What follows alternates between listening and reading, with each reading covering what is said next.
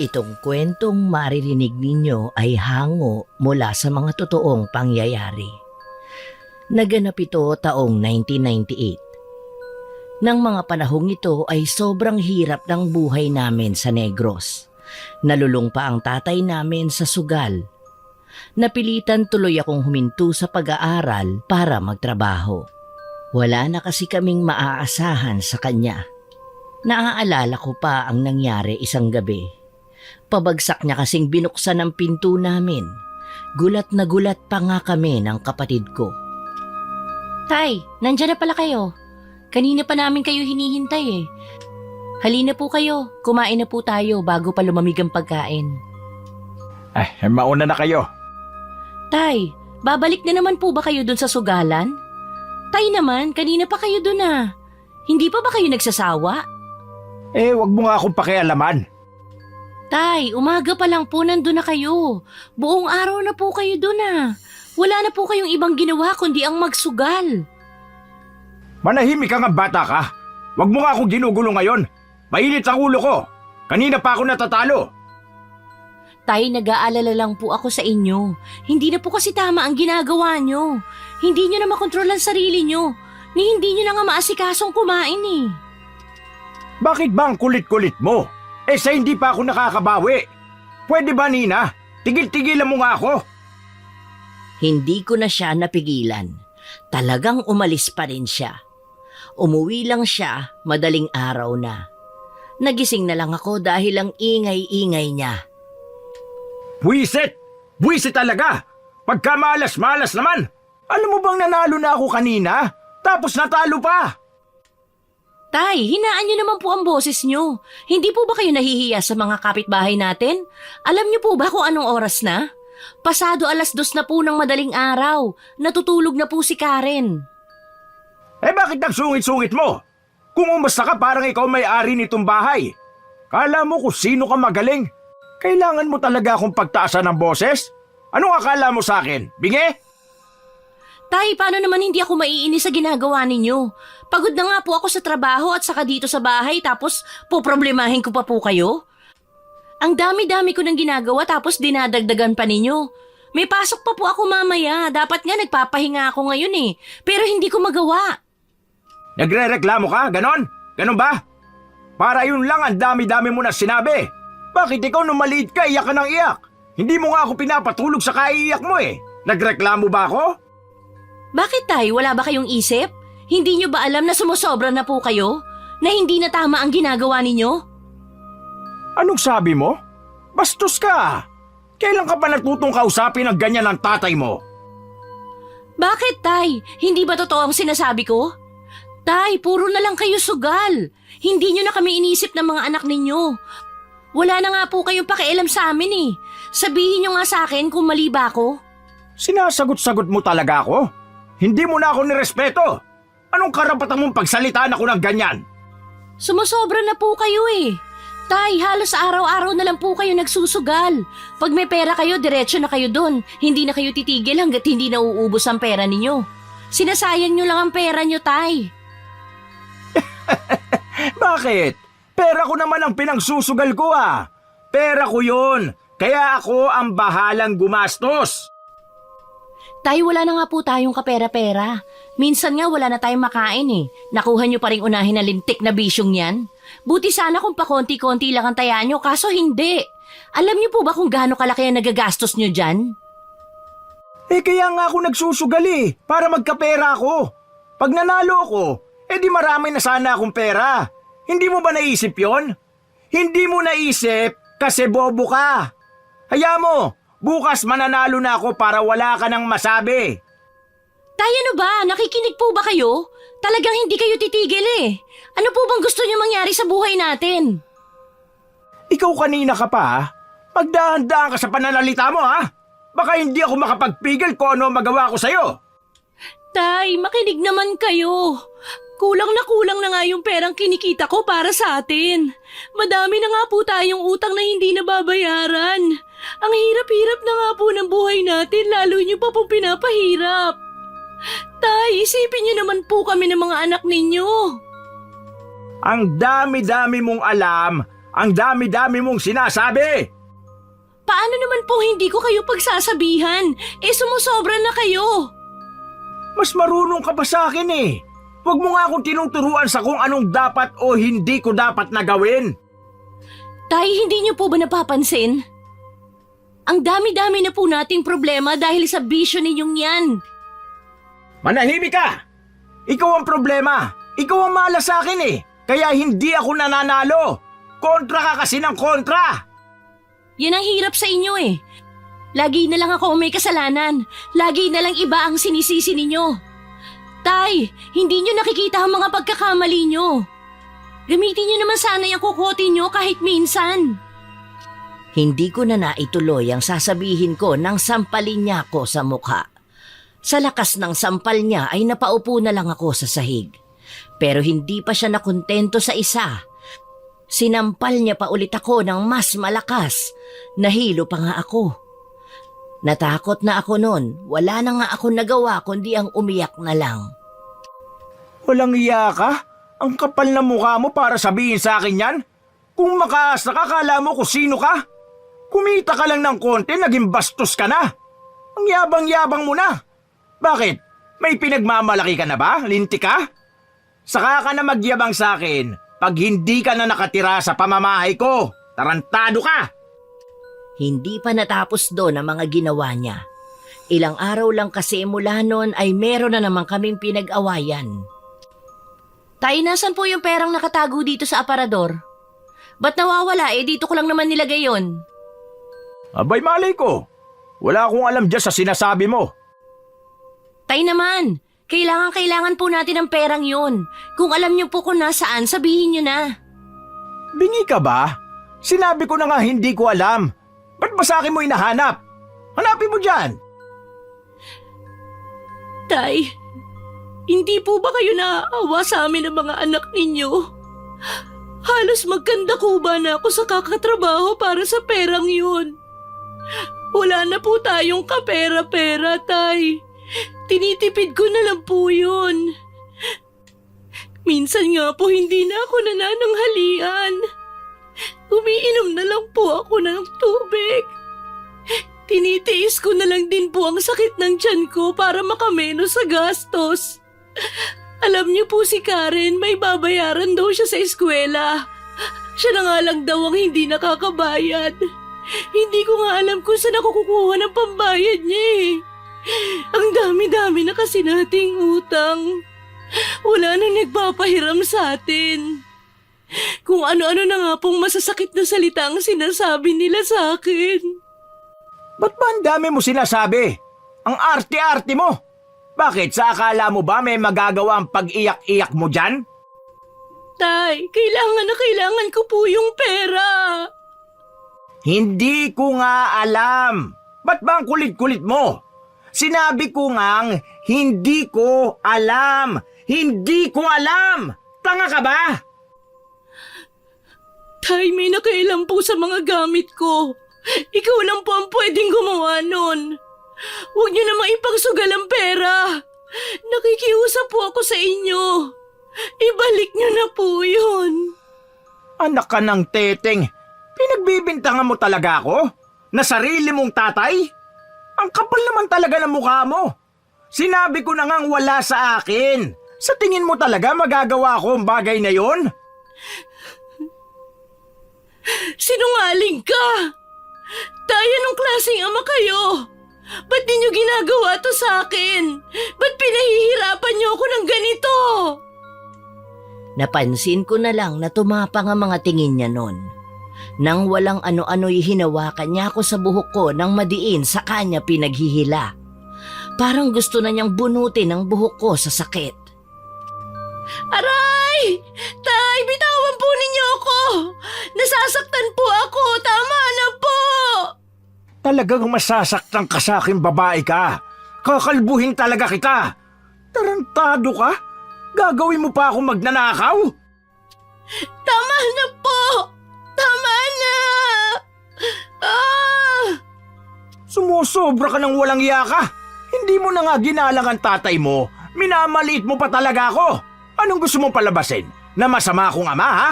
Na wala akong silbing magulang? Ganun ba? Hindi po! Hindi po! Palibhasa manang-mana ka kasi sa nanay mong bobo. Mga wala kayong utak. Sinabi ko na nga wala sa akin yung pere. Tapos ipagpipilitan mo pang hayop ka? Hindi ka marunong umintindi. Bobo ka kasi. Tay, ayoko na po! Bitawan niyo po ang buhok ko! Tama na po! Tarantado ka? Sarili mong tatay babasusin mo para lang sa katiting na perang yon? Wala kang utang na loob. Tay, tama na po, Tay! Napakawalang kwenta mong anak, alam mo ba yon? Hindi ko alam kung bakit ikaw pa naging anak ko. Kung alam ko lang na magkakaroon ako ng anak na gaya mong sutil, pinalaglag ka na lang sana namin ng nanay mo. Hindi ko kailangan ng anak na gaya mo. Mabuti pang mamatay ka na. Ikaw ang malas sa buhay ko! Itinulak niya pa ako ng malakas nun. Nasubsob tuloy ako sa sahig. Nasaktan talaga ako sa ginawa niya pero mas masakit ang mga narinig ko. Iba pala talaga kasi ang sakit pag sa bibig mismo ng magulang mo galing ang mga salitang yon. Ipinamukha niya kasi sa akin na wala akong kwenta at ginusto niya na hindi na sana ako nabuhay. Iyak na ako ng iyak noon kahit anong ampunas ang gawin ko sa mukha ko ay parang hindi ako mauubusan ng luha. Para niya akong sinaksak sa dibdib sa mga sinabi niyang yon. Sobrang sama talaga ng loob ko noon. Hindi na nga ako nagdalawang isip at agad-agad akong lumabas ng bahay. Medyo malalim na ang gabi noon pero itinuloy ko pa rin ang paglayas. Wala na akong balak na bumalik noon. Naisip ko na pumunta na lang sa bahay ng pinsan ko noon kahit medyo malayo. Pero habang nasa tabi ako ng kalsada, ay napansin ko na bigla na lang lumamig ang ihip ng hangin. Kinilabutan ako. Nagtayuan pa nga ang lahat ng balahibo ko sa katawan. Kinutuban din ako ng hindi maganda noon. Nag-iisa pa naman ako. Maya-maya, napansin ko na lang na may tao na pala sa likod ko. Natakot ako. Unti-unti nang bumilis ang kabog ng puso ko. Hindi ko siya mamukaan. Medyo malayo pa kasi siya at ang dilim-dilim pa sa lugar namin. Pero masama talaga ang kutob ko sa taong yon. May hinala kasi ako na sinusundan niya ako. Pero hindi ko lang ipinahalata at binilisan ko lang ang paglalakad. Nagulat na lang ako. Pagtingin ko kasi sa taong yon ay nakita ko siya na tumatakbo at papunta na sa akin. Sobra-sobra na ang kaba ko nun. Sigurado na ako noon na hindi talaga maganda ang balak niya sa akin, kaya kumaripas na rin ako ng takbo. Takot na takot talaga ako. Hindi ko na kasi alam talaga kung ano ang gagawin ko. Hanggang sa makakita ako ng isang bahay sa daan. Madalang lang ako magawi sa lugar na yon, kaya hindi ko na maalala noon kung sino ang nakatira doon. Pero hindi pa rin ako nagdalawang isip. Naabutan ko ang bahay na sarado at patay ang mga ilaw. Natakot nga ako na baka walang tao. Pero kinalampag ko pa rin ang pinto. Sumigaw rin ako ng sumigaw. Tulong! Tulungan niyo po ako! Buksan niyo po tong pinto! Pero walang sumasagot. Napatingin ako sa taong humahabol sa akin at napansin kong papalapit na siya. Halos maiyak na ako noon sa takot. Parang awa niyo na, buksan niyo po to! May tao pong humahabol sa akin! Tulungan po ninyo ako! Pakiusap! Nagulat na lang ako nang may biglang humawak sa aking kamay. Pagtingin ko ay nasa harap ko na nga ang taong humahabol sa akin. Isang matandang lalaki na sa tansya ko ay nasa 60 anyos. Nakakatakot talaga ang itsura niya nun. Nakaitim siyang damit at palda. Ang gulo-gulo naman ng buhok niya na parang hindi siya nagsusuklay. Hindi rin maganda ang amoy niya.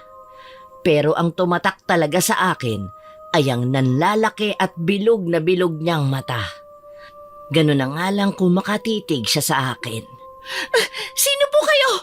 Bitiwan niyo po ako! Ano bang kailangan niyo sa akin? Sinabi ng bitiwan niyo po ako! Huwag ka dito! Hindi ka dapat dito! Umalis ka na! Umalis ka kayo din!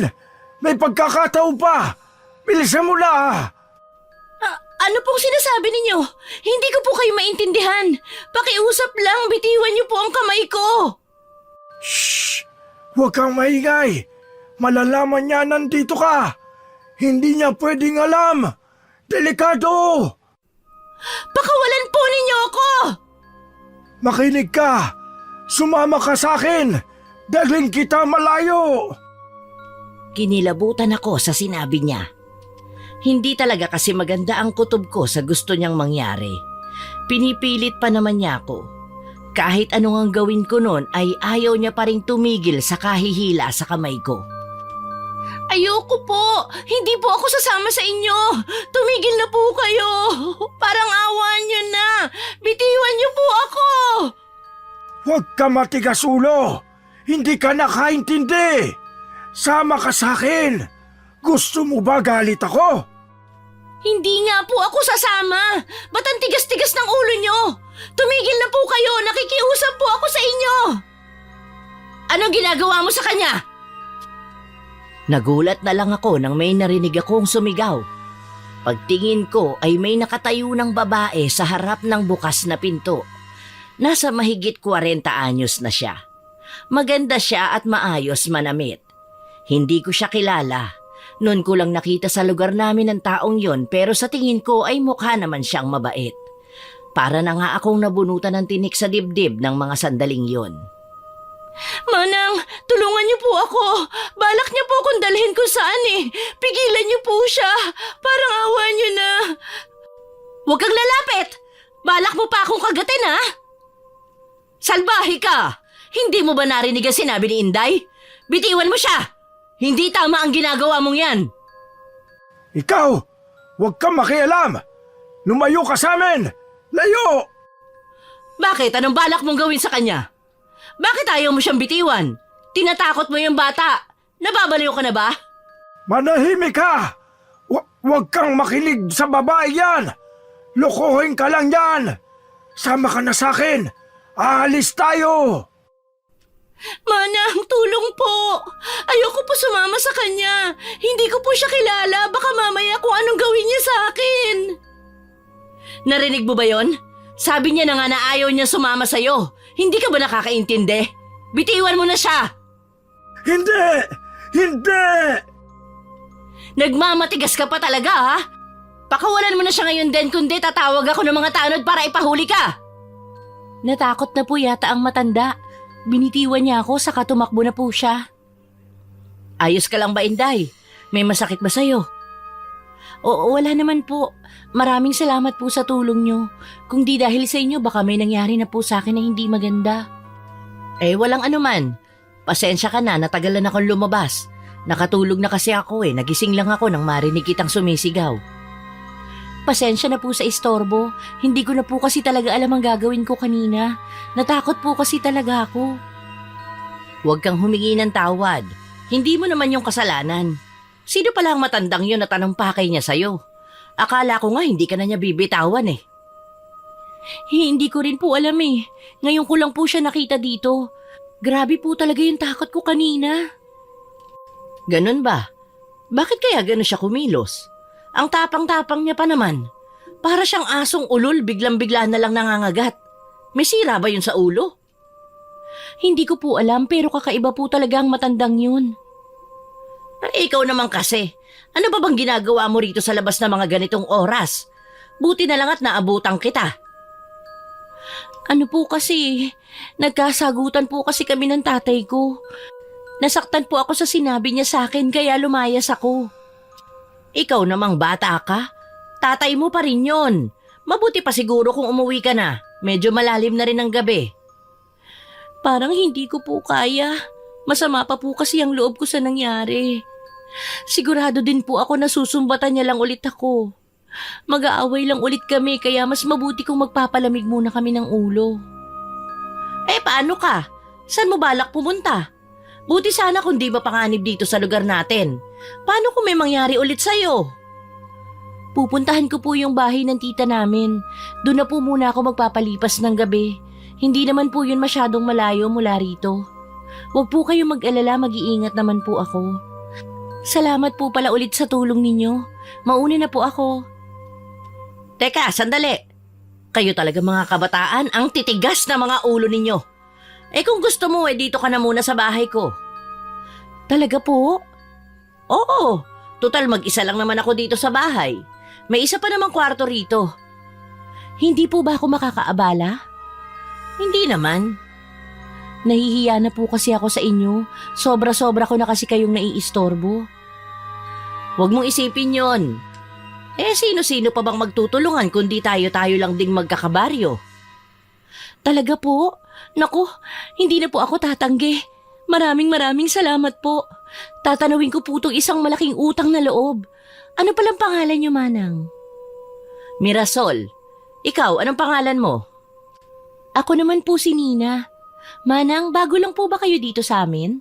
Ngayon ko lang din po kasi kayo nakita rito. Oo, bagong lipat lang ako ng 1 linggo. O ano pa bang hinihintay mo? Pumasok ka na rito sa loob. Malamok pa naman dyan sa labas. Napakabait ni Manang sa akin. Kahit hindi niya pa ako ganon kakilala, ay hindi pa rin siya nangiming tulungan ako. Kinabukasan na ako nakauwi ng bahay namin, pero gaya ng inasahan ko ay mainit pa rin ang dugo ni tatay sa akin. Oh, kita mo nga naman. Nakuha mo rin palang umuwi. Ang lakas ng loob mo maglayas pero babalik ka rin pala dito. Napakabastos mo talagang bata ka. Wag mo akong tinatalikuran. Kinakausap pa kita. Pasensya na po kayo. Yan ang hirap sa'yo. Ang taas-taas ng tingin mo sa sarili mo. Gusto mo ba yata lumuhod ako sa harap mo Hindi po. Ano hindi? Hindi ba't yun naman ang gusto mo? Ang maging sunod-sunuran kami sa'yo? Ikaw ang boss Wala po ako sinabing ganyan. Nako, kunwari ka pa. Ganyan naman ang ugali mo. Ang galing-galing mo nga Lahat ng sabihin mo, tama. Tay, hindi ba ipinaliwanag ko na po? Ay nako, tumigil ka. Ang aga-aga sinisira mo ang araw kung linti ka. Mamaya malasim pa ako dahil sa'yo Diyan ka na nga. Inis na inis talaga ako. Hindi talaga kasi siya nakikinig sa akin sa kahit anong sabihin ko. Pinuntahan ko na lang noon ang pinsan ko para maglabas sa kanya ng sama ng loob. Grabe naman yung si Tito. Daig pa niya ang bata sa katigasan ng ulo. Gusto mo ba kausapin ko siya, Manang? Wag na, Day. Lalo lang yung maiinis sa akin. Sasabihin na naman niya nakuha ko pang magsumbong sa inyo. Alam nga namang hayaan na lang natin siya. Hindi naman tama ang ginagawa niya. Aabusuhin ka lang nun. Kesa naman sa lalo kami magkagalit. Kahit na ganun ang ugali niya, tatay ko pa rin siya. Pagpapasensyahan ko na lang. Ano bang gusto mo mangyari, Manang? Hihintayin mo na lang na lustayin niya lahat-lahat ng meron kayo hanggang sa magkabaon-baon na kayo sa utang. Hindi ko rin alam, Pilar. Nang mga sandaling yun ay napansin ko ang isang matandang lalaki na naglalakad. May pasan-pasan siyang sako sa likod. Nakakaawa ang itsura niya. Napakadumi niya at punit-punit pa ang suot na damit. Ang gulo-gulo din ang buhok niya at paulit-ulit niyang kinakamot. Parang wala talaga siya sa tamang katinuan. Kinabahan din ako. Sigurado kasi ako na siya ang matandang gumulo sa akin nun. Day, kilala mo ba yung matanda na yan? Ngayon ko lang kasi nakita yan dito sa baryo natin Yung matandang pulube? Hindi po, pero madalas ko pong nakikita yan dun sa kabilang purok. Pagala-gala lang daw po yan dun. Parang may sakit daw po siya sa pag-iisip. Bakit, Manang, may problema ba? May kasalanan kasi sa akin ang matandang yan. Bago ko pa maikwento kay Pilar ang mga ginawa ng matanda ay napatingin na siya sa akin. Kitang-kita ko pa nga ng manlaki ang mga mata niya. Nagulat na lang din ako. Bigla-bigla na lang kasi siyang tumakbo palapit sa amin. Parang papunta na sa atin ang matanda, Manang. Day, pigilan mo siya. Kaagad namang lumapit sa harapan ko si Pilar at hinarangan ng matanda bago pa siya makalapit sa akin. Day! Day! Nakita kita ulit! Mabuti na lang! Hanap sa'yo! Akala ko kung ano na nangyari. Ano po bang kailangan ninyo? Mas kinabahan pa ako sa sunod niyang ginawa. Sinubukan niya pa kasing lumapit sa akin at tinangkapan niya akong hawakan sa braso. Diyan lang po kayo, Manong. Huwag po kayo lumapit. Gusto sana kitang kamustahin lang. Ayos ka lang ba? Hindi ka ba nasaktan? Anong gawa sa iyong babaeng yun? Nakalimutan niyo na po yata kung anong ginawa ninyo. Hindi ba't kayo nga tong nanalbahi sa akin? Hindi. Tinutulungan nga kita umiwas, pero tigas-tigas ng ulo mo. Sumama ka dapat sa akin. Delikado siya. Hindi po. Hindi ko po kailangan ng kahit anong tulong mula sa inyo. Mabuti pa po umalis na kayo. Ngayon na po. Hindi pa. May sabihin pa ako. Kinig ka naman sa akin. Ano pa po bang sasabihin ninyo? Ikaw, layo ka sa babaeng yun. Hindi mo siya kilala. Salbay siya. Lulukuhin ka lang niya. Masama siya tao. Kung ang sinasabi niyo po ay si Manang Mirasol, nagkakamali po kayo. Mabait pong tao si Manang. Hindi siya gaya ng sinasabi ninyo. Kaya kung pwede lang, huwag niyo na po uling sisiraan si Manang. Hindi ka nag-iintindi. Bakit ba ayaw mo sa akin maniwala? Saktan ka na taong yun. Salbahe siya. Salbahe. Naku, Manong, kung ano-ano na naman ang sinasabi ninyo, mabuti pa po umalis na kayo. Sinasayang niyo lang ang oras namin. Kausapin ko lang naman siya. May sabihin lang ako eh. Huwag na po matigas ang ulo ninyo. Umalis na po kayo kung ayaw ninyong isumbong namin kayo. Sige na po. Sa awa naman ng Diyos ay nakinig ang matandang lalaki sa pinsan ko at umalis na. Agad-agad ko namang ikinuwento sa kanya ang nangyari. Ginawa niya talaga yon, Manang? Sus, Ginoo, nakakatakot palang matandang yun. Buti na lang po at may tumulong sa'yo. Kaya nga. Kahina-hinala naman kasi talaga ang kilos ng matandang yun. Parang may mali sa kanya. Alam mo ba, Manang, may nakapagsabi sa akin na namataan daw nilang matandang yan na sumisilip sa bahay nila Manang Joan. Sinong Joan? Yung kaklase ko dati? Yung buntis? Opo, Manang. Hindi ba nakapagtataka? Manang, hindi naman sa tinatakot kita ha, pero paano kung hindi siya ordinaryong tao? Ano bang ibig mo sabihin? Opo, hindi kaya aswang siya? Yung mga kilos niya kasi parang ganon. Hindi kaya nandito yan sa atin para humanap ng mabibiktima? Mag-iingat ka, Manang ha. Kung tama ang hinala ko, tiyak na masama ang balak niya sa'yo. Sigurado rin ako na hindi ka niya tatantanan. Kinilabutan ako sa sinabi ni Pilar. Natakot talaga ako. Hindi kasi biro ang sinasabi niya. Hindi na nawala sa isip ko ang matandang yon buhat nun. Isang araw naman, galing ako sa isang kakilala noon nang makasalubong ko si Manang Mirasol sa daan. Manang, kayo pala. Saan po ang punta nyo? Diyan lang sa tindahan, Day. Bibili sana ako ng gulay eh. Kamusta ka naman? Hindi ka na ba ginulo ng matanda? Ang totoo po niya, nakita ko ulit siya kahapon lang. Tapos kung ano-ano na naman po ang pinagsasasabi niya. Nag-aalala na nga po ako eh. Ang sabi po kasi sa akin ng pinsan ko baka aswang daw po ang matanda. Napalunok si Manang sa sinabi ko. Napansin ko rin na parang nanlaki ang mga mata niya sa takot. Bigla na lang din siyang namutla. Paano naman niya nasabi? May nakakita raw po kasi sa kanya na kakaiba ang kinikilos.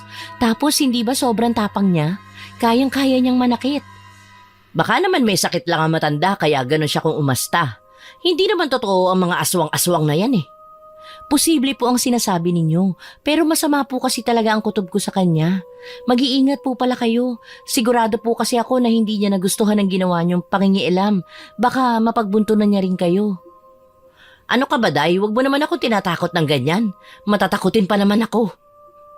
Pasensya na po kayo, Manang, pero ganito po talaga dito sa lugar namin. May mga bagay na mahirap talagang ipaliwanag, kaya kailangan na lagi kayong mag-iingat. Mas maigi na po yun.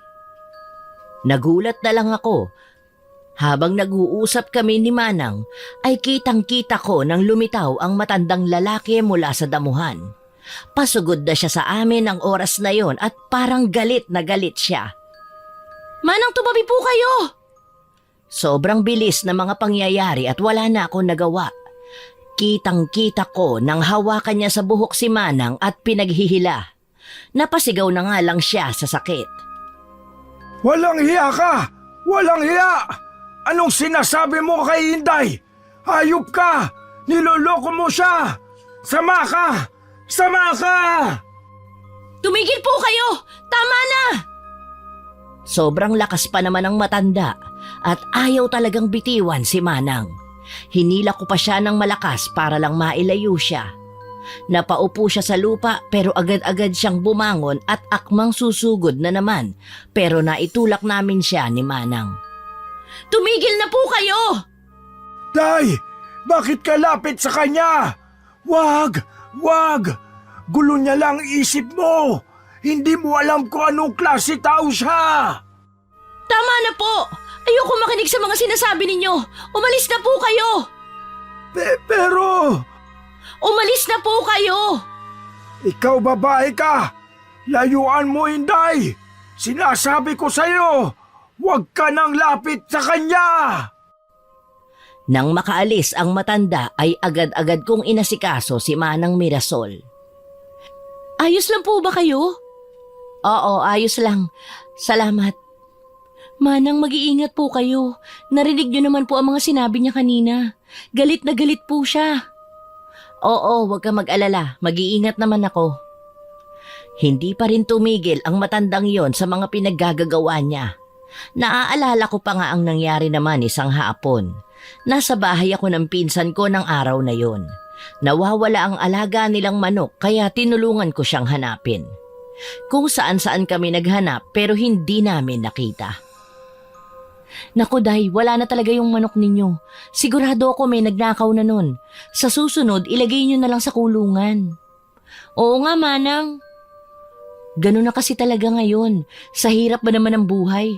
Kahit ano na gagawin ng tao, kahit masama. Wala na silang pakialam. Umuwi na tayo, Pilar. Paggabi na kasi. Teka, sandali, Manang. Tingnan mo yun, oh. Hindi ba siya yung matanda na gumugulo sa'yo? Siya yun, di ba? Oo nga, ano kayang ginagawa niya rito? Teka, may hawak siyang manok ah. Ganun ba yung manok na sabi mong nawawala? Opo, Manang. Ganun na ganun. Luko-luko talaga ang matandang yun. Halika, Manang, lapitan natin siya. Medyo nag-aalangan pa ako noon sa balak niya. Kaso nagmamadali na ang pinsan ko kaya wala na ako nagawa kundi ang sundan siya.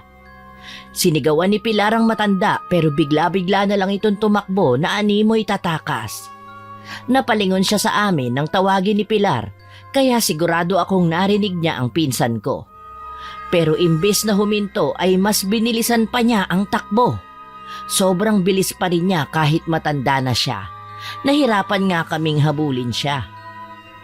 Manong, kanina ko pa sinasabi sa inyo na tumigil kayo pero ba't di kayo nakikinig? Yan pong manok na hawak-hawak nyo, anong balak nyo dyan? Ba't nyo kinuha at itatakbo nyo pa? Anong sa inyo? Huwag ka nga sinungaling. Sa amin po ang manok na yan. Ibigay nyo po sa akin yan. Anong hindi? Ibigay nyo po sa akin yan. Bibilang po ako hanggang 3, kundi isusumbong ko kayo. Pero pilit pa ring nagmatigas ang matanda. Lumapit na nga si Pilar para sana kunin ang manok. Kaso naging bayolente na naman ang matanda na parang mangangagat. Kinabahan talaga ako sa mga kilos ng matanda. Ang tigas-tigas naman po ng ulo nyo. Hindi nga po yan sa inyo eh. Alaga po namin yan kaya ibalik nyo na. Ano ba? Hindi po ba kayo marunong umintindi? Nagulat na lang kami sa sunod na nangyari. Bigla-bigla na lang kasing kinagat ng matanda ang buhay na manok. Kinilabutan ako sa ginawa niya. Para akong binabangungot ng gising ng sandaling yon. Tumalsik at kumalat pa ang dugo ng manok sa mukha at bibig ng matanda. Pero paulit-ulit niya pang kinagatan ang manok. Para talaga siyang gutom na gutom. Sa puntong yon ay may nakakita na sa ginawa niya at tinulungan kaming suwayin ang matanda. Hanggang sa bitiwan din niya ang manok at tumakas. Pero patay na ang manok. Tad-tad kasi ito ng sugat at nabali pa ang leeg. Lalo patuloy ako natakot sa matandang yun. Pero hindi pa rin tumigil ang matanda sa panggugulo niya. Nag-away kasi ulit kami ng tatay ko isang gabi. Lumayas ako ulit nun pero sa daan ay nakakaramdam na ako ng hindi maganda. Nang walang ano-ano'y lumabas siya sa likod ng isang puno at dali-dali akong nilapitan. Gulat na gulat talaga ako. Ang lakas pa nga ng kabog ng dibdib ko. Wala na akong nagawa nun para bang inaabangan niya kasi ako. Ano po bang problema ninyo? Bakit ba ayaw ninyo akong tantanan? Ano bang kasalanan ko sa inyo, ha? Paano naman po ako makikinig sa inyo? Kung ano-ano ang mga pinagagagawa nyo, paano ko naman kayo pagtitiwalaan? Huwag niyo po akong hahawakan. Lumayo po kayo sa akin. Umalis na rin po kayo. Parang awa nyo na. Ayan ka na naman eh. Kayo po itong matigas ang ulo. Ilang beses ko bang sasabihin na umalis na po kayo at lubayan nyo na po ako? Bakit ba lagi nyo nalang sinisiraan si Manang? Wala naman po siyang ginawa sa inyo ah. Ba't kayo galit na galit sa kanya? Sigurado ako na puro kasinungalingan lang ang mga sinasabi niya noon, kaya hindi ko talaga siya pinakikinggan. Kaso parang wala talaga siyang balak na tumigil noon, kaya tumakbo na ako. Pero hinabol niya pa ako at hinawakan ako sa kamay. Itinulak ko ang matanda ng paulit-ulit hanggang sa matumba siya. Doon na ako nakatakbo. Pero wala talagang balak ang matanda na tumigil. Nakita ko kasi na hinahabol niya talaga ako. Takot na takot talaga ako noon. Ang bilis-bilis ng kabog ng dibdib ko. Pero nakakita ako ng tao at dali-dali kong nilapitan. Nang malapit na ako ay saka ko palang napansin na si Manang Mirasol pala yon. Medyo naibsa na ang takot ko. Manang! Manang! Mabuti na lang po at nakita ko kayo. Huminahon ka, Day. Anong nangyari? Bakit ka tumatakbo? Yung matanda po kasi, hinahabol niya po ako. Ayun po siya oh, nakatingin sa atin mula dun sa malayo. Punong-puno ng galit ang itsura niya. Nakakatakot po. Ay, ayun. Buti na lang at umalis na rin. Walang hiya talaga yung matandang yan? Talagang hindi ka niya titigilan. Ano kayang kailangan niya sa'yo? Ayoko na pong isipin. Sigurado po ako na wala naman siyang balak na maganda. Manang, nakikiusap po ako sa inyo. Baka po pwedeng sa inyo na muna ulit ako makitulog ngayong gabi. Parang awa niyo na po, Manang. Oo, Day, walang problema. Pinatuloy ulit ako ni Manang sa bahay niya. Ipinaghanda niya pa nga ako noon ng makakain. Hiyang-hiya na ako sa kanya. Hindi ko na po alam kung paano ko kayo pasasalamatan sa dami ng tinulong niyo sa akin, Manang. Maraming salamat po talaga. Wala yon. Halika na, kumain na tayo. Kaso, nagulat ako sa hinain niyang pagkain. Parang hindi kasi naluto ng mabuti ang pagkain na yon. Napansin ko nga na mapula-pula pa ang karne. Malansa pa nga ang amoy nun. May isa pa siyang hinain nun na puro naman laman loob. May mga bituka, atay at kung ano-ano pa. Tulad din ng una niyang hinain ay hilaw din yon. Sasabihin ko palang sana na hilaw ang mga niluto niya. Pero nagsimula na siyang kumain. Parang sabik na sabik talaga si Manang.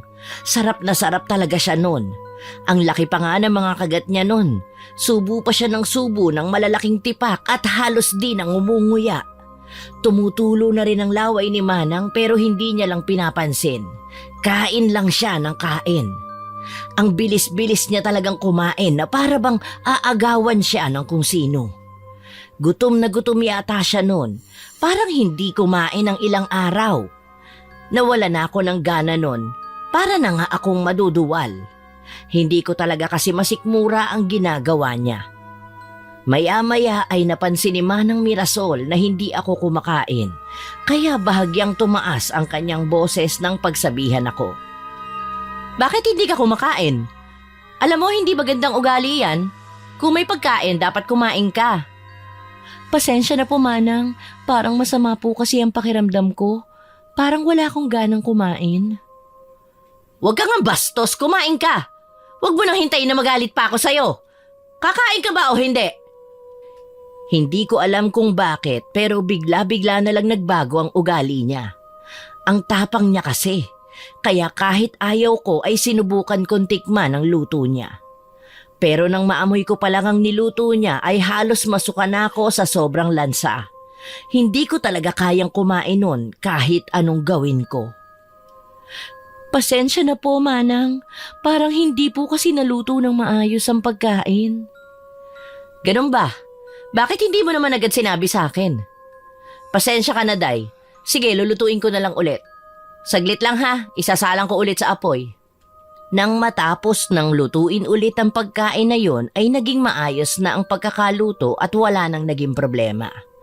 Dati naman ay tahimik sa lugar namin pero ng mga araw ding yon ay bigla na lang nagkaroon ng problema.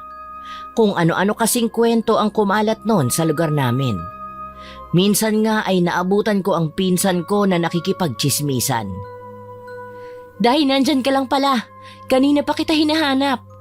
Ano ba yan ang aga-aga chismis na agad ang inaatupag mo? Pasensya ka na, Manang. May kinuwento kasi sa akin si Manang Tess. Alam niyo po ba ang nangyari kay Tatang Kadyo? O bakit? Ano nangyari sa matanda? Yung mga alaga niya kasing kambing, napapansin daw niya na lagi daw nababawasan. 3 kambing na nga niya daw ang nawawala eh. Tapos sinubukan daw niyang hanapin. Nakita na lang daw niya malapit na sa gubat. Tad-tad daw ng sugat. Tapos may malaking hiwa sa tiyan. Naglabasan pa nga ang laman loob eh. Hindi po ba parang nakapagtataka? Totoo ba yan? Napakawalang yan naman ng taong gumawa nun. Hindi lang po yan. Nung isang gabi lang daw po, nagising sila kasi ang ingay-ingay ng mga kambing. Nagmamadali daw po na lumabas si Tatang Kadyo. Tapos naabutan daw niya na may taong sobrang itim nun sa bakuran nila. Tapos kagat-kagat daw niya yung kambing. Sinigawan daw niya tapos tumakbo daw. Ang bilis-bilis daw tumakbo. Hindi na niya naabutan. Nung tingnan niya naman yung kambing, patay na. Nabutas na daw po ang katawan. Sus, Ginoo. Totoo naman kaya ang sinasabi ni Mang Kadyo? Baka nagkamali lang siya ng nakita. Alam mo naman ang matandang yon, mabisyo. Hindi kaya nakainom siya ng araw na yon kaya kung ano-ano na lang ang nakita niya? Hindi daw po, Manang. Siguradong sigurado daw po talaga ang matanda sa nakita niya. Takot na takot daw po siya nun. Lahat din po ng mga kabaryo naniniwala sa maitim na nilalang. Sabi nila aswang daw po yun. Manang, ginugulo pa rin ba kayo ng matandang pulubi? Manang, natatakot ako. Paano ko siya nga may gawa nun? Parang wala namang ibang pwedeng gumawa nun kundi siya. Tapos yung kilos niya nitong mga nakaraang araw, mas kahina-hinala pa. Masama na talaga ang kutob ko sa kanya. Natatakot din po ako baka kasi ulitin pa na matandang yun ang ginawa niya sa alaga namin. Ang totoo niyan, ginulo niya na naman ako nung isang gabi lang. Ayaw niya talaga akong tantanan. Anong gagawin ko? Ang sabi po kasi sa akin ni Manang Tess, magsaboy daw ako ng asin sa gilid-gilid ng bahay namin. Tapos magsabit din daw po ako ng bawang. Maglagay din daw po ako ng bawang sa bulsa kapag lalabas ako ng bahay. Takot daw ang mga aswang sa amoy nun. Ganon din ang gawin nyo, para hindi niya na kayo malapitan ulit. Sinunod ko naman ang sinabi ng pinsan ko, pero hindi ko pa rin naiwasan na mag-alala dahil lalong dumalas ang napapabalita nung pag-atake ng aswang sa lugar namin. Sobra din akong natakot sa nangyari nung isang araw. Tandang-tanda ko pa yon. Pasado 6:00 pa lang noon at kauuwi ko lang ng bahay nang mapansin ko ang matanda na nasa bintana pala namin at sinisilip ang loob ng bahay. Ano pong ginagawa ninyo? Sagutin niyo po ang tanong ko, ano pong ginagawa niyo dyan? Manong! Manong, hindi ko alam kung mahinalan talaga ang ulo ninyo o nananadya lang kayo. Pero utang na loob, tumigil na po kayo. Nakikiusap ako, maawa naman kayo sa amin. Ano pa po bang hinihintay ninyo? Umalis na po kayo kung ayaw niyong masaktan. Hindi po ako nagbibiro. Wala po akong panahon para makinig sa mga kasinungalingan ninyo. Kaya kung pwede, umalis na kayo. Pero ayaw talagang makinig ng matanda. Nakatayo lang siya at para bang malalim ang iniisip. Hindi na ako nagsayang ng oras. Dali-dali akong pumasok ng bahay. Kumuha ako ng bawang at asin pati na rin ng itak. Tinanong pa ako ng kapatid ko noon kung ano ba ang nangyayari at bakit daw ako sumisigaw. Sinabihan ko lang siya na huwag siyang lalabas at saka ko binalikan ang matandang yon. Nang makita niya ako ay siya na mismo ang agad-agad na tumakbo palayo. Dahil nakakaalarma na talaga ang mga ginagawa ng matandang yon, ay napilitan akong isumbong siya sa barangay. Pero mas nakakatakot pa ang nangyari ng mga sumunod na araw. Paggabi kasi ay nagigising na lang ako dahil sa mga kakaibang tunog na naririnig ko. Para yung galing sa isang mabangis na nilalang. Napapansin ko na rin noon na parang may umaaligid sa bahay namin. Nababahala na tuloy ako para sa kaligtasan ng kapatid ko. Kaya pinuntahan ko si Manang Mirasol upang humingi ng tulong. O Day, ikaw pala. Kapatid mo ba ang kasama mo? Napadalaw kayo. Opo, ano kasi, kakapalan ko na po ang mukha ko. Hihingi po ulit sana ako ng pabor sa inyo, Manang, kung pwede lang. Ano ka ba, Inday? Para ka namang iba sa akin. Matatanggihan ba kita? Sabihin mo lang kung ano ang maitutulong ko. Salamat po talaga, Manang. Pwede po bang dito na muna kami matulog ng kapatid ko? Yun lang naman pala. Bakit naman hindi? Halina kayo sa loob. Pasensya na po talaga kayo, Manang. Naaabala ko na naman po kayo. Ano ka ba? Wala nga yun. Bakit pala naisip ninyong pumunta rito? May problema ba? Nag-away na naman ba kayo ng tatay mo? Hindi po. May iba po kasing problema. Alam niyo naman po yung mga bali-balita rito sa atin, di ba? Nitong mga nakaraang araw kasi, may naririnig po ako mga kakaibang tunog sa bahay namin. Tapos may napapansin din akong tao na parang umaaligid sa bahay namin paggabi. Natatakot po ako, baka kasi yun po ang sinasabi nilang aswang. Wala po kasi ang tatay namin sa bahay kaya nag-aalala po ako. Problema nga yan. Nakikilala ba ninyo ang taong yun? Hindi po ako sigurado. Madilim na kasi sa labas nung makita ko siya. Pero may hinala ako sa kung sino yun. Sino? Yung matandang nanggugulo sa akin. Siya po yun. Malakas po ang kutob ko. Ayaw niya po talaga kaming patahimikin. Paano mo naman nasabi? Ay ano bang nangyari? Sinaktan ka ba niya? Sa awa ng Diyos, hindi naman. Napigilan ko po siya. Alam niyo po sinisiraan niya pa nga kayo eh. Ang sabi niya sa akin, kayo daw ang pumatay sa mga kambing. Walang hiya talaga ang matandang yon. Salbahin na nga, sinungaling pa. Mabuti pa siguro kung isumbong na natin siya sa barangay. Palala na siya ng palala eh.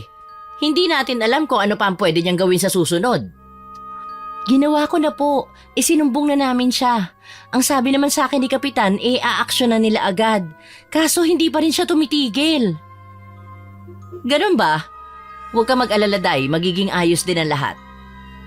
Sana nga po. Hindi talaga ako makatulog ng gabing yon. Ang dami ko kasing iniisip, lalo na ang matanda. Hindi na kasi matapos-tapos ang problema namin sa kanya. Madaling araw na nang may napansin akong kakaiba. Bigla ko na lang kasing narinig ang masamang tunog gaya ng naririnig ko sa bahay namin. Kinilabutan ako noon.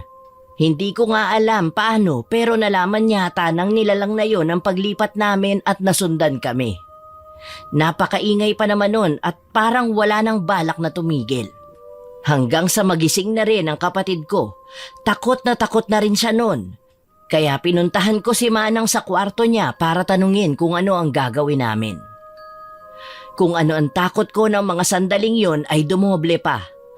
Wala kasi siya sa higaan niya. Hinanap ko rin siya sa buong bahay pero hindi ko talaga siya nakita. Ganon na lang ang kaba ko ng mga oras na yon. Hindi ko na nga alam ang gagawin ko.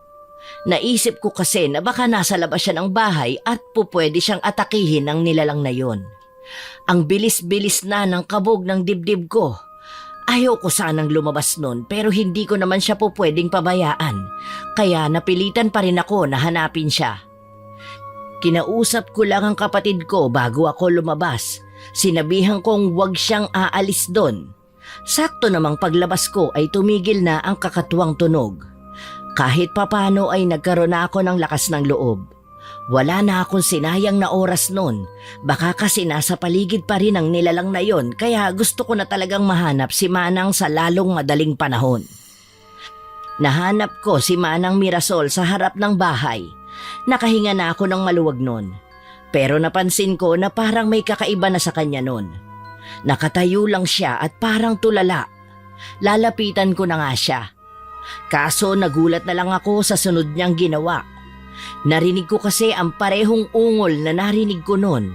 Hindi ako pwedeng magkamali. Kitang-kita ko kasi na siya ang may gawa nun.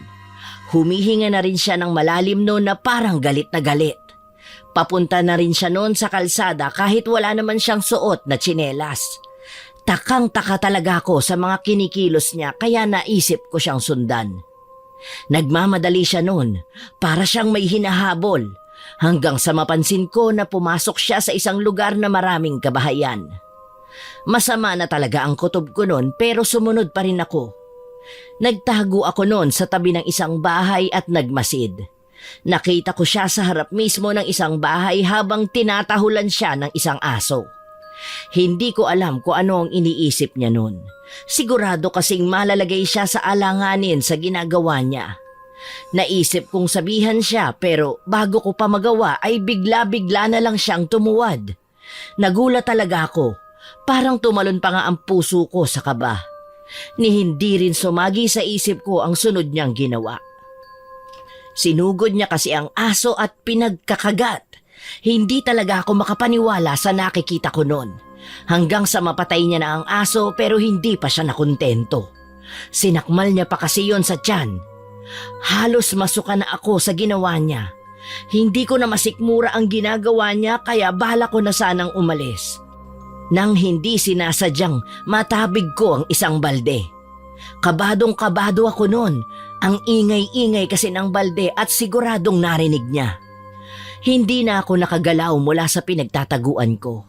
Parang sasabog na ang puso ko noon sa sobrang takot. Lalo pa nang marinig ko ang mga hakbang niya na mistulang papalapit. Sino yan? May tao ba dyan? Sino ka? Magpakita ka sa akin! Abat tumatakas ka pa ha? Bumalik ka dito, oy! Oy! Tumigil ka sabi! Narinig ko siyang galit na galit habang tumatakbo akong palayo. Pero hindi naman ako tanga para gawin ang sinasabi niya. Binilisan ko na ang aking pagtakbo.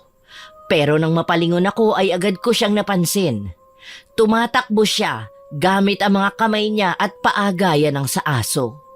Napakabilis niyang tumakbo at alam ko noon na hindi ko talaga siya matatakasan. Nanlaki na lang din ang mga mata ko noon. Bigla-bigla na lang kasi akong sinalubong ng matandang pulubi. Inaya niya akong sumama sa kanya. Hindi na ako nagdalawang isip noon na sundan siya. Pumunta kami noon sa likod ng isang nakaparadang sasakyan at nagtago. Hindi naman nagtagal at dumating din si Manang. Kaso sa ibang daan na siya pumunta. Doon pa lang ako nakahinga ng maluwag. Pasensya na po kayo, Manong. Hindi ko naman po alam. Hindi ko po inakala na ganun pala ang mangyayari. Opo, tama po kayo. Pasensya na po kayo kung hindi ako naniwala sa inyo. Kung magagalit po kayo sa akin, ayos lang po. Kayo naman po kasi. Kahina-hinala po kasi talaga ang mga kilos nyo nun. Lalo na po ang lagi nyong pagsunod sa akin. Pasensya na po talaga. Pero paano nyo po nalaman na siya nga ang aswang? Dapat po noon pa, ipinaliwanag nyo na sa akin ang bagay na yan.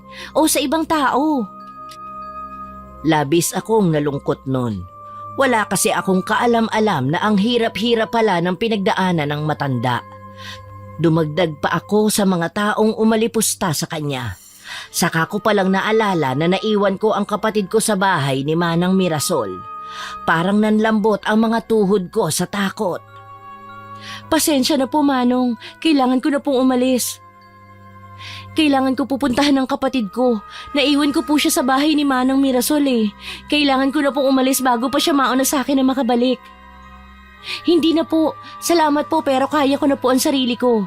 Alam ko na po ang gagawin. Mas mahihirapan lang ako magpaliwanag pag nandun kayo. Wala na akong sinayang na panahon noon. Binilisan ko ang takbo. Hingal na nga ako nang makarating ako doon. Nagulat na lang ako. Pagpasok ko kasi sa bahay ay nadatnan ko na nandun na pala si Manang. Hinihintay niya pala ako at mukhang hindi siya natutuwa. Manang, gising pa pala kayo? Ba't di pa kayo San ka galing? Tiningnan niya talaga ako ng nakakatakot. Hindi ko alam kung namamalikmata lang ako pero kulay pula ang mata niya nun. Sa sobrang nerbiyos ko nga ay hindi na ako makapagsalita ng maayos. Ha? Sagutin mo ang tanong ko. Saan ka pumunta? Anong nalaman mo, ha? Sabihin mo. Ano po bang ibig niyo sabihin? Hindi ko po... Sumagot ka! Wala po. Wala po talaga. Kung wala kang nalaman, anong ginagawa mo sa labas? Hinahanap kita sa buong paligid pero hindi kita nakita. Ang tagal-tagal mo pang bumalik. Akala ko ba nag-aalala ka dahil sa matanda? Pero nakuha mo pang lumabas ng alanganing oras? Saan ka nagpunta, ha? Huwag ka magsisinungaling. Ang totoo po niyan, lumabas lang po ako kanina para umihi. Nagulat lang po ako kasi pagtingin ko, nasa likod ko na po ang matanda. Hinuli niya po ako, tapos hinila niya ako palayo. Sumisigaw po ako ng tulong pero hindi niyo po yata ako narinig. Sobrang lakas niya po, wala na ako nagawa. Balak niya po akong dalhin kanina sa gubat. Mabuti na nga lang po nakatakas ako. Totoo ba yung sinasabi mo? Opo, bakit naman po ako magsisinungaling sa inyo? Pasensya ka na at napagtaasan kita ng boses. Nag-alala kasi talaga ako sa'yo. Pasensya na rin po kayo. Lintik talaga yung matandang yon. Sa susunod na makita ko ang taong yun, sinusumpa ko, mapapatay ko talaga siya. Kinilabutan ako sa sinabi niya. Sa itsura kasi ni Manang noon ay tiyak na hindi talaga siya nagbibiro. Kinabukasan ay pinuntahan ko na agad ang kapitan namin para ibalita ang nalalaman ko. Papasok na ako noon ng barangay nang bigla na lang may humila sa akin. Galit na naman siya noon. Manang, kayo pala. Ano pong ginagawa niyo rito? Ako dapat ang magtanong sa'yo niyan. Anong ginagawa mo rito? Magsusumbong ka? Opo, hindi ko po kasi pwedeng baliwalain ang ginawa ng matanda. Kailangan po nilang malaman. Sige, sasamahan kita. Ay, hindi na po. Nakakahiya naman, baka may gagawin pa po kayo. Hindi mo ba ako narinig? Sasamahan nga kita. Bakit ayaw mo? Ay, hindi po. Ay, tara na po. Wala na ako nagawa nun kundi magsinungaling. Nang mga araw na yon ay napansin ko rin na malaki ang ipinagbago ng ugali ni Manang. Pasado 6:00 no ng isang gabi, naghahapunan na kami noon nang makarinig ako ng katok sa pinto.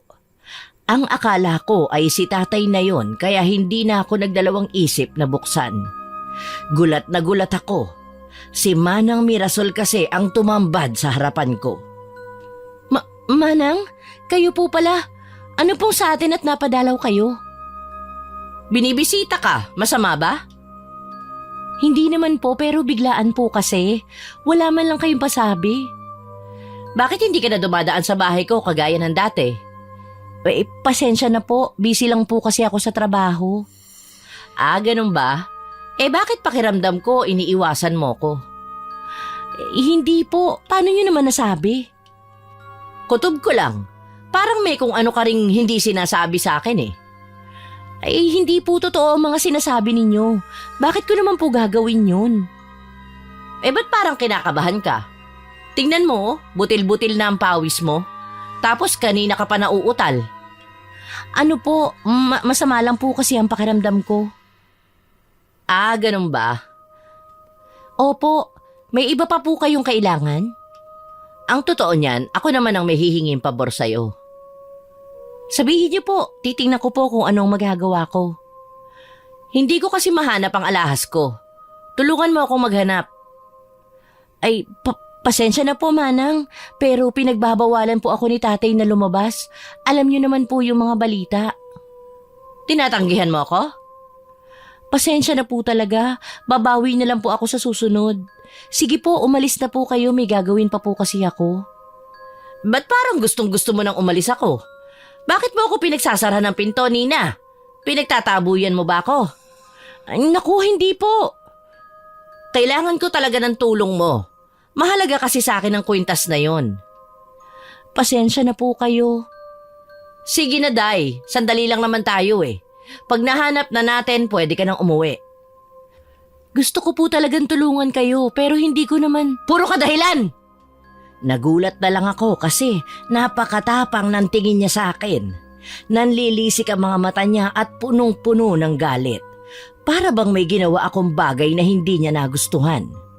Gumapang na ang takot sa sistema ko. Pakiramdam ko ay lalapain ako ni Manang Mirasol kapag hindi ko siya pinagbigyan sa gusto niya. Pero ang pasigaw niyang boses ay bigla na lang naging mahinahon. Inday naman, ngayon lang naman ako hihingi ng pabor sa'yo. Hindi mo man lang ako mapagbigyan. Nakakasama ka naman ng loob. Sorry po, Manang. Ayaw mo? Tinatanggahan mo pa rin ako? Kapag may kailangan ka sa akin, tinutulungan kita. Pero pag ikaw hindi mo man lang magawa, ang kapal ng mukha mo. Galit na galit siya. Hindi ko nga alam kung ano ang gagawin ng sandaling yon. Para na siyang isang mabangis na hayop. Titig na titig pa siya sa akin ng masama. Kulang na lang ay sakmalin niya ako.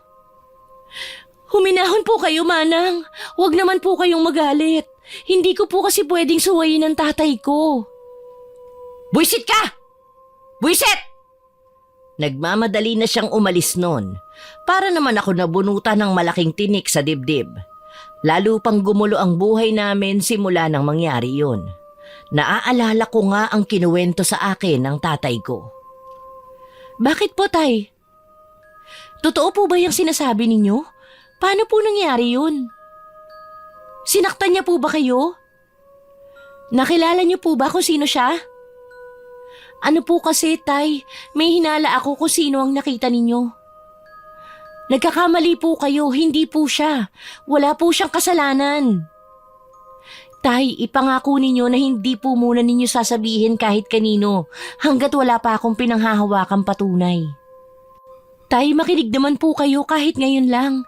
Alam ko po kung sino ang totoong may kasalanan sa mga pagpatay. Si Manang Mirasol po. Tay naman! Hindi talaga naniwala sa akin ang tatay ko.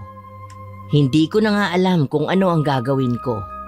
Naaalarma na rin ako sa mga nangyayari kaya hindi na muna ako pumasok sa trabaho kinabukasan at hinanap ko na ang matanda para humingi ng payo. Kaso, nagulat ako nang makita ko siya. May malaking pasa kasi ang matanda sa mukha, parang may nanakit sa kanya. Awang-awa talaga ako noon sa kanya. Manong, ano po nangyari sa inyo? Sino po ang may gawa sa inyo niyan? Anong wala? Tingnan nyo nga ang laki-laki ng pasa ninyo. Hindi po natin pwedeng baliwalain na lang yan. Manong, wag nang matigas ang ulo ninyo. Sabihin niyo po sa akin kung sinong nanakit sa inyo. Pasensya na po kayo. Kasalanan ko po kung bakit nangyari sa inyo yan. Pero Manong, hindi naman po pwede yung ganyan. Nagdurusa na po kayo dahil sa mga katangahan ko. Lagi na lang kayo napeperwisyo dahil sa akin. Dahil sa mga mali at makasarili kong pagpapasya. Wala man lang ako nagawa para tulungan kayo eh. Sa puntong yon ay nakapagdesisyon na ako na kailangang malaman ng lahat ang katotohanan. Pinuntahan ko agad ang pinsan ko para humingi ng tulong. Nagkaroon na ako ng lakas ng loob na magsalita nang makita ko ang pagdurusa ng matandang pulube. Siya ang umaako ng lahat ng kasalanan ng iba at wala naman siyang magawa para ipagtanggol ang kanyang sarili. Totoo ba yan, Manang? Si Manang Mirasol po talaga ang aswang? Parang imposible naman po yata ang sinasabi ninyo. Ang bait-bait po niya eh. Maniwala ka sa akin, nakita mismo ng dalawang mata ko nang patayin niya ang aso. Kung ganun eh, kailangan na po natin siyang isumbong.